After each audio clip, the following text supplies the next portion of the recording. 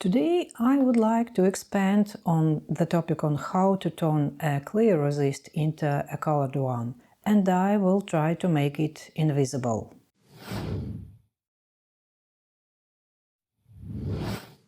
Like last time, I need an elastic brush with a thin tip to start with. My dyes dissolve easily with water, so I don't always rinse them off my palette. I will use magenta, cyan, emerald green and yellow dyes.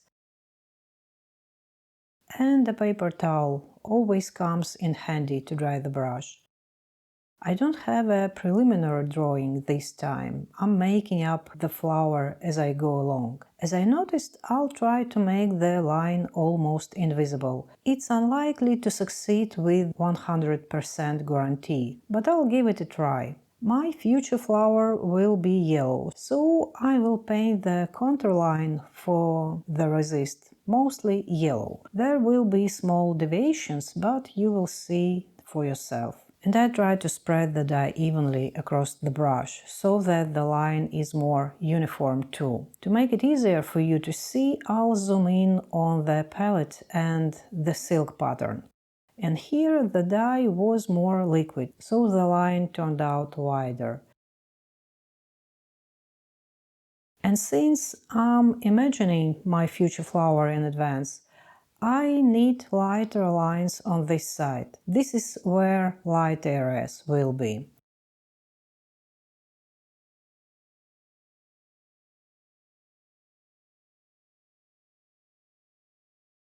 And now the lines will be darker because now I will paint the shadow areas.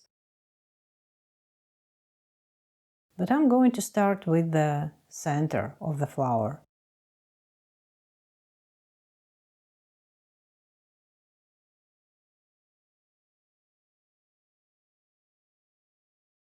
This is the part of the petals that's going to go into the shadow.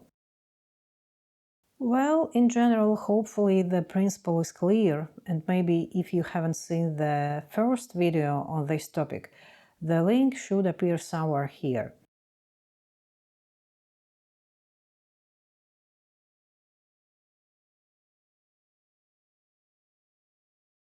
And the very tips of these petals I'm making even darker. And for the leaves, I'm going for a greener color.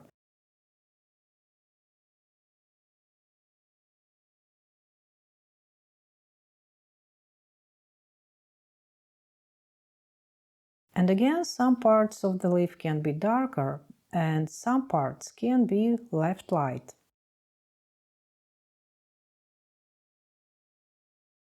You see, part of the petals of the flower is quite light at the edges and darker at the center. And the other one is the opposite, darker at the edges and lighter towards the center. And here in this video I demonstrated in detail how you can paint simple flowers like this. And this is what it looks like at this stage. And now, as last time, I circle the whole drawing with clear resist. It's desirable to get the resist line exactly in the line of the original contour, otherwise there will be white lines. But as I said in a previous video, I don't always get exactly in the line. But on the other hand, it will make the image more lively and more, I'd say, handmade.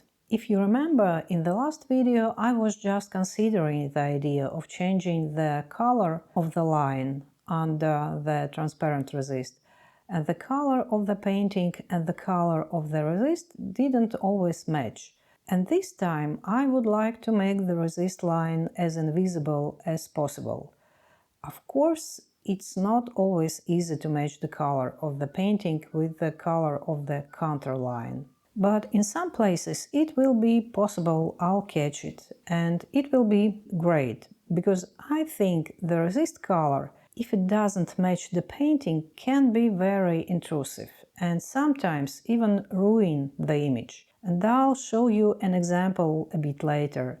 And in general, the color of the resist is a very important thing, and it should be paid attention to. And by the way, when you outline with clear resist, you can't always see where you have already drawn the line and where you haven't. So it's better to look from a different angle, then you can see better. And when the resist is applied, we need to let it dry, as usual. For painting, I take a large brush, and now all I need is to try to get into the color of the contour. Somewhere the outline is more beige and lighter, somewhere is brighter yellow, but you can see it all for yourself. In general, I like the idea of changing the color of the resist in such a way. Yes, of course, the process of silk painting is one step longer, but it's worth it and opens up a huge field of possibilities. And the color of the resist line can be any color you want, although you have only transparent resist in your hands. Thanks for all your likes and comments. They do make a difference, so the more of them, the better. Thank you in advance.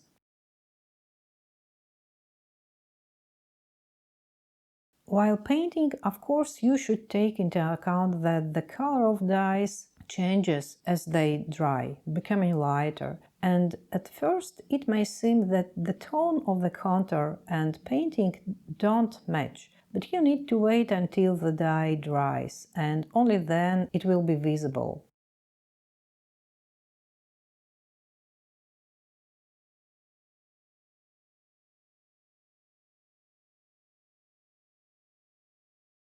And here I drew only with clear resist. And frankly, it seems to me that the white color here is too sharp and a little out of place. So I'm going to soak the dye with a paper towel. And now with the lighter color of the leaf, the white resist doesn't stand out so much. But to justify the dark center vein, I'll add a little bit of a similar color next to it. So that's how I did it. In some places I managed to combine the color of the contour and painting. In some places not quite. But in general, the image turned out to be organic and cohesive, and the contour line itself doesn't interfere and not protrude. Well, I wish you the most successful silk painting, and I'll see you.